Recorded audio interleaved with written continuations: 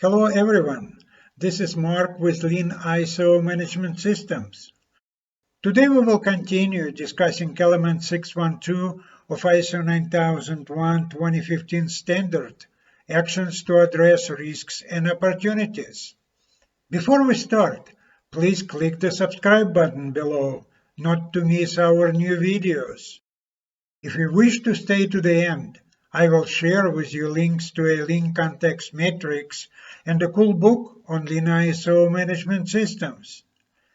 In a previous video, we discussed the first requirement of element 612 for an organization to plan actions to address risks and opportunities. Using our context matrix, we identified and documented such actions. If you missed that video, click the link below to catch up.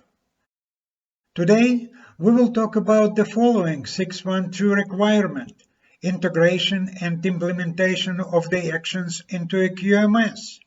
This requirement is really straightforward. We have documented our actions in the context matrix and the action item list, which both are parts of our management system. We also review our action items during periodic management and operational reviews, which we will talk about in detail in one of our following videos. So, as I see it, we have integrated our actions into our QMS per this requirement of the standard. This is all for today, folks. In the following video, we will talk about evaluating the effectiveness of our actions. Do not forget to visit our Lean website. Go to the Academy page and check out our free downloads. Among those, you will find a link to the Lean context matrix. Thank you for subscribing, likes, and comments. Your support helps us promote our Lean project.